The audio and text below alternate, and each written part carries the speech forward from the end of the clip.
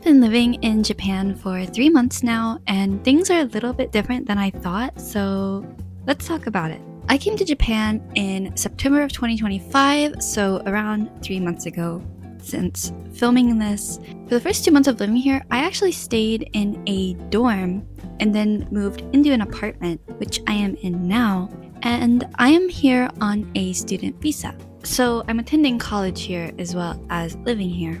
When I first came here in a dorm, I thought the dorms were actually pretty nice. So I was paying 6 yen, which is about the equivalent of 300 something US dollars if I'm correct. But after living there for a while, I just could not handle living with 5 other people. It was a 6-person dorm room and we were sharing bathrooms as well as kitchen, and that was really difficult. So I eventually ended up moving into a 2-floor loft apartment, which is around 7 yen or roughly 450 US dollars.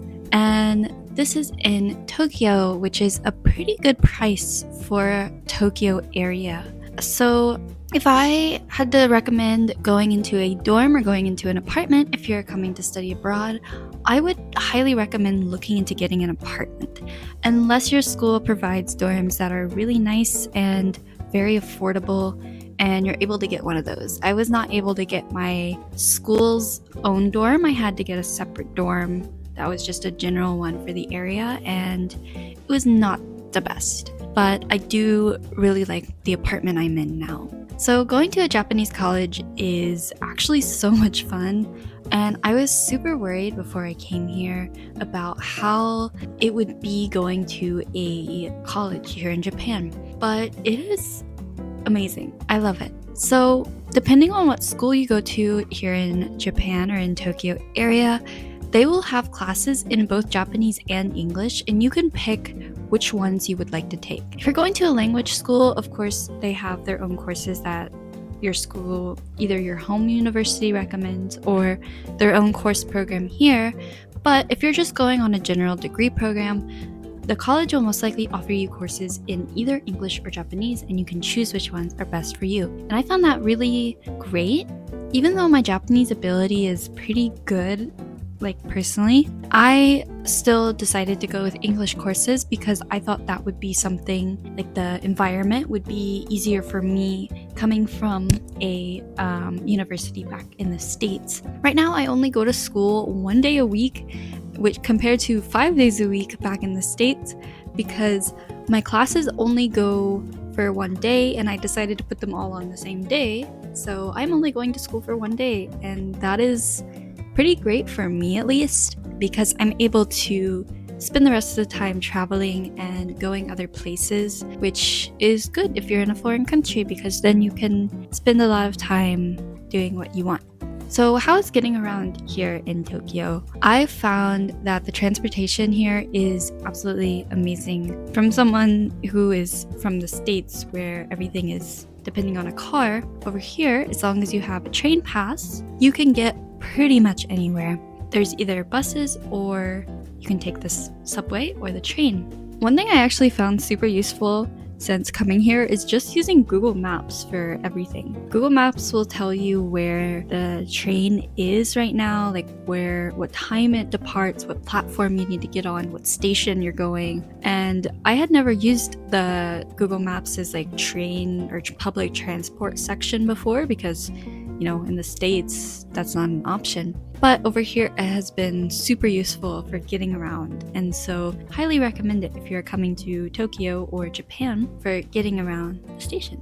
And of course, the price for public transportation, it's not free. Usually one trip on the train is gonna run you around 100 to 200 yen, which is around 50 cents to $1. So if you're going somewhere every day, you'll probably spend around $2 per day on transportation, or around $15 per week, which I think is a pretty reasonable number. So it isn't free, but it is very affordable.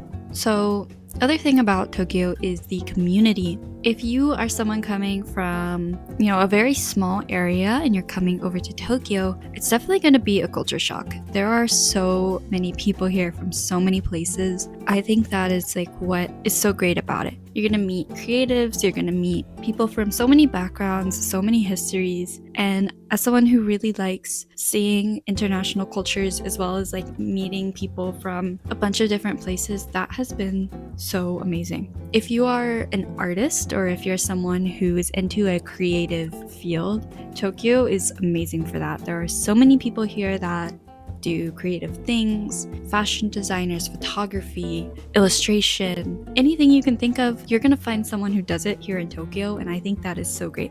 Now, interacting with people in Tokyo as a foreigner, so interacting with Japanese residents as a foreigner, I have actually found that to be not so fun. So I can't say for everyone here in Tokyo, like I'm not generalizing, but as a foreigner, you're definitely going to experience some form of like, not necessarily like racism, but you will definitely get stared at. There might be times where you're gonna have a hard time in certain places because you are a foreigner. Even if your Japanese is perfect, there is just gonna be some people who are gonna give you a hard time. And one thing I've learned is just to learn to like ignore those people. It definitely gets to you in the beginning, right? Like, you know, I had a time where I got stuck at a station where I scanned into the wrong thing, and so I go up to the counter and I'm like speaking in Japanese. I'm like, you know, sumimasen, and like I try to explain in Japanese, and he just looks away and just holds up a sign in English, like, you know, asking me to point, even though I'm speaking in Japanese. It's like, because I'm a foreigner, that will happen. You just have to learn to ignore when those things happen and just be like, oh, you know, that's just how it's gonna be. But not everyone here is gonna give you a hard time, of course. You're gonna meet a lot of really amazing people, and you just have to learn to, I guess, not everyone here will be rude. You know, not everyone's out to get you. So there's a lot of amazing people in Tokyo, and it's so much fun meeting new people like every week. So living in Tokyo versus living in the US, personally, I have enjoyed living here so much in terms of affordability, in terms of community, getting around. Of course, there are things in Japan that just won't compare to the US in terms of like, if you want to work in Japan, the pay is generally lower.